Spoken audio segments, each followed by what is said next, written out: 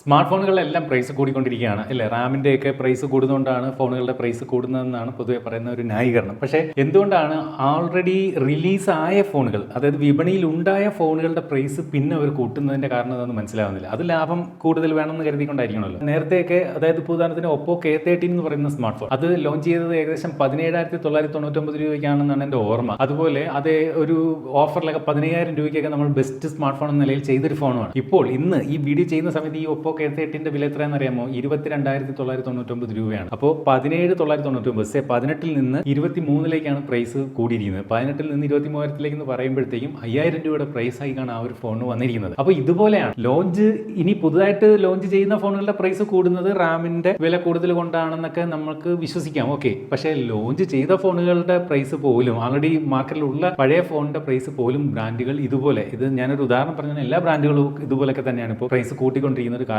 അതുകൊണ്ട് തന്നെ ഇപ്പോൾ സ്മാർട്ട് ഫോണുകൾ എന്ന് പറയുന്നത് നമുക്ക് ഈ പറഞ്ഞ പോലെ നമ്മൾ എത്ര രൂപ കൊടുത്താലും നമുക്കൊരു മികച്ച വാല്യൂ ഫോർ മണി എന്ന രീതിയിൽ ഫോണുകൾ വാങ്ങാൻ പറ്റാത്തൊരു കാലമാണ്. എന്ന് ഇരുന്നാലും നമ്മളൊക്കെ ഉപയോഗിക്കുന്ന ഫോണുകൾ പഴയതായി, കൊള്ളാതായി, ഉപയോഗിക്കാൻ പറ്റാതായി കഴിഞ്ഞാൽ പുതിയത് വാങ്ങാതിരിക്കാൻ പറ്റില്ല. എന്തായാലും ഒരു 20,000 രൂപ പ്രൈസ് റേഞ്ചിൽ, 20 എന്ന് പറയുമ്പോൾ ഒരു അല്പം മുന്നോട്ടോ ഇത്തിരി താഴോട്ടൊക്കെ വരാം, ആ ഒരു പ്രൈസ് റേഞ്ചിൽ വാങ്ങാവുന്ന ഇപ്പം നിലവിലുള്ള കുറച്ച് ഫോണുകളാണ് നിങ്ങളെ ഈ ഒരു വീഡിയോയുടെ പരിചയപ്പെടുന്നത്. ഇതിനകത്ത് ആദ്യം പറയാനുള്ളത് ഈ പറയുന്ന ഒപ്പോ K13 ആണ്. ഓക്കെ, നേരത്തെ ഇത് അണ്ടർ 15,000 ബെസ്റ്റ് സ്മാർട്ട് ഫോണുകളുടെ കൂട്ടത്തിൽ തെരഞ്ഞെടുത്തൊരു ഫോണാണ്. ഇപ്പോൾ അത് അണ്ടർ 20,000 എന്ന പ്രൈസ് റേഞ്ചിലേക്ക് മാറിയിരിക്കുന്നു. 6.67 ഇഞ്ചിന്റെ AMOLED ഡിസ്പ്ലേ ആണ്. ഓർക്കുക, ഈ പ്രൈസ് റേഞ്ചിൽ ഇന്ന് നമ്മൾ സെലക്ട് ചെയ്ത എല്ലാ ഫോണുകളും AMOLED ഡിസ്പ്ലേ ഉള്ള ഫോണുകളായിരിക്കണമെന്ന് നിർബന്ധമുണ്ട്. കാരണം ഈ പ്രൈസ് റേഞ്ചിൽ ഇപ്പോഴും LCD ഡിസ്പ്ലേ ഉള്ള ഫോണുകൾ വരുന്നുണ്ട്. 30,000 രൂപയ്ക്ക് വരെ LCD ഡിസ്പ്ലേ ഇപ്പോൾ ഈ ഇത്തരമുള്ള കാരണമൊക്കെ പറഞ്ഞ് വിൽക്കുന്ന ബ്രാൻഡുകളുണ്ട്. അപ്പോൾ നമ്മളിത് ഈ പറഞ്ഞ പോലെ ഈ ഒരു 20,000 പ്രൈസ് റേഞ്ചിൽ കിട്ടാവുന്ന മികച്ച ഫോണുകളുടെ തെരഞ്ഞെടുപ്പിൽ AMOLED ഡിസ്പ്ലേ ഉള്ള ഫോണാണ് ഒപ്പോ K13.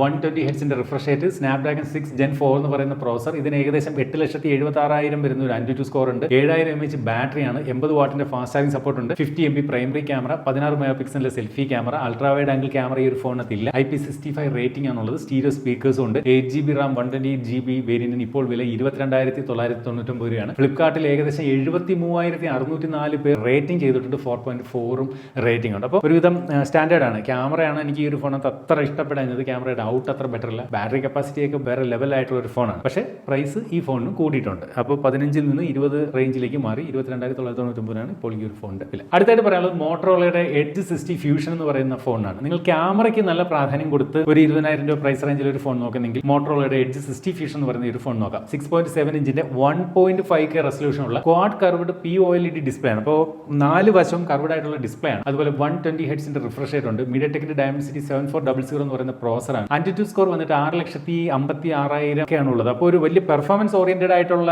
ഒരു ഫോണല്ല ഇത്. 50 MB main camera, 13 mega pixel ultra wide angle camera, 32 mega പിക്സലിന്റെ സെൽഫി ക്യാമറ തുടങ്ങിയുണ്ട്. 5,500 mAh ബാറ്ററി, 68 വാട്ടിന്റെ fast charging support, stereo speakers ആണ്. 8GB റാം 128GB വില എന്ന് പറയുന്നത് 22,999 രൂപയാണ്. അപ്പോൾ അടുത്ത മറ്റൊരു മികച്ച അണ്ടർ 20 അല്ലെങ്കിൽ ഒരു 20,000 പ്രൈസ് റേഞ്ചിൽ വരുന്ന മറ്റൊരു ഫോൺ എന്ന് പറയുന്നത് റിയൽമിയുടെ P4 എന്ന് പറയുന്ന ഫോണാണ്. അപ്പോൾ ഈ റിയൽമിയുടെ കേസ് പറഞ്ഞാലും P സീരീസിലെ P4 ഒക്കെ നല്ലതായിരുന്നു. പക്ഷേ അത് കഴിഞ്ഞിട്ട് P സീരീസിൽ തന്നെ മറ്റു ചില ഫോണുകളൊക്കെ വന്നിരുന്നു. അതൊന്നും അത്ര വാല്യൂ ഫോർ മണി എന്ന് എനിക്ക് തോന്നിയിരുന്നില്ല. പക്ഷേ P4 അങ്ങനെയല്ല. 6.77 ഇഞ്ചിന്റെ full HD plus AMOLED display ആണ്. 144 ഹെർട്സിന്റെ റിഫ്രഷ് റേറ്റ് ഉണ്ട്. മീഡിയടെക്കിന്റെ ഡയമൻസിറ്റി 7400 പ്രോസർ ഉണ്ട്. നോക്കി, ഈ പ്രൈസ് റേഞ്ചിൽ വരുന്ന മിക്ക ഫോണുകളിലും കാണപ്പെടുന്ന ഒരു പ്രോസറാണ് ഡയമൻസിറ്റി 7400 എന്ന് പറയുന്ന പ്രോസർ. AnTuTu സ്കോർ ഏകദേശം 9,45,000 ഇതിനുണ്ട്.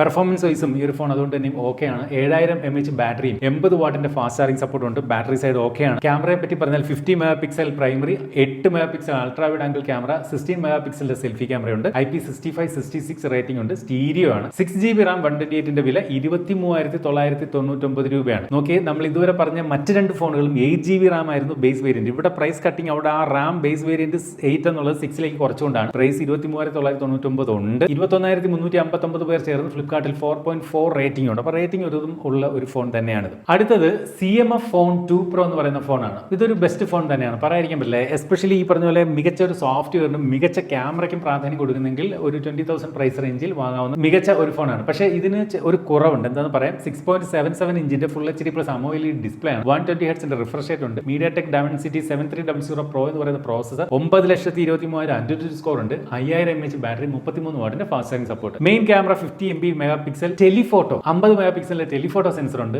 8 മെഗാ പിക്സലിന്റെ അൾട്രാ വൈഡ് ക്യാമറ ഉണ്ട്. 16 മെഗാ പിക്സലിന്റെ സെൽഫി ക്യാമറ ഉണ്ട്. ഓക്കെ, ഇന്ന് നമ്മൾ ഈ പറയുന്ന മറ്റൊരു ഫോണിലും ടെലിഫോട്ടോ സെൻസർ കാണില്ല. ഇതിനകത്ത് മാത്രമേ ഉള്ളൂ. അപ്പോൾ ബെറ്റർ ക്യാമറ ആണ് ഈ ഒരു CMF Phone 2 Pro ഉള്ളത് ഈ പ്രൈസ് റേഞ്ചിൽ. IP54 ആണ് റേറ്റിംഗ്. പക്ഷേ കുറവുണ്ടെന്ന് ഞാൻ പറഞ്ഞില്ലേ, അത് മോണോ സ്പീക്കറാണ് ഈ ഒരു ഫോണിനകത്ത് ഈ പ്രൈസ് റേഞ്ചിൽ. 8GB RAM 128 വില 18,999 ഉള്ളൂ. നല്ല പ്രൈസിംഗ് ആണ്. ഫ്ലിപ്കാർട്ടിൽ 75,720 പേർ ചേർന്ന് നൽകിയിരിക്കുന്ന റേറ്റിംഗ് 4.4 ആണ്. ആ മോണോ സ്പീക്കർ മാത്രമാണ് അതിനകത്ത് കുറവെന്ന് വേണമെങ്കിൽ പറയേണ്ടി വരും. ഈ പ്രൈസ് പോയിന്റിലെ മറ്റൊരു മികച്ച ഫോണാണ് റിയൽമി തന്നെ പുറത്തിറക്കിയ നാർസോ 90 എന്ന് പറയുന്ന സ്മാർട്ട് ഫോൺ. 6.57 ഇഞ്ചിന്റെ full HD plus AMOLED display ഉണ്ട്. അതുപോലെ 120 ഹെർട്സിന്റെ റിഫ്രഷ് റേറ്റ് ഉണ്ട്. മീഡിയടെക് ഡയമൻസിറ്റി 6400 മാക്സ് എന്ന് പറയുന്ന പ്രോസസറാണ്. AnTuTu സ്കോർ കുറവാണ്, 5,88,000 റേഞ്ചേ ഉള്ളൂ. അതുകൊണ്ട് തന്നെ വലിയൊരു പെർഫോമൻസ് ഓറിയന്റഡ് ആയിട്ട് ഈ ഒരു ഫോണിനെ നോക്കി കാണണ്ട. 7000 mAh ബാറ്ററി ഉണ്ട്, നല്ല ബാറ്ററി കപ്പാസിറ്റി ഉണ്ട്. 60 വാട്ടിന്റെ ഫാസ്റ്റ് ചാർജ് സപ്പോർട്ട് ഉണ്ട്. 50 MB പ്രൈമറി ക്യാമറയാണ്, 2 MB ഒരു സെക്കൻഡറി ക്യാമറയെ ഉള്ളൂ. ഇവിടെ അൾട്രാ വൈഡ് ആംഗിൾ ക്യാമറയോ ടെലിഫോട്ടോ സെൻസറോ ഇല്ല. 50 MB സെൽഫി ഉണ്ട്. IP68 and 69 റേറ്റിംഗ് ഉണ്ട്. സ്റ്റീരിയോ ആണ്. വില 8GB RAM 128 വില 17,899 ആണ്. ആമസോണിൽ ഏകദേശം 266 പേർ ചേർന്ന് 4.4 റേറ്റിംഗ് ആണ് കൊടുത്തിരിക്കുന്നത്. അപ്പോൾ ഈ ഒരു ഫോൺ എന്ന് പറഞ്ഞാൽ എനിക്ക് തോന്നുന്നു ഒരുപാട് വിലക്കുറവ്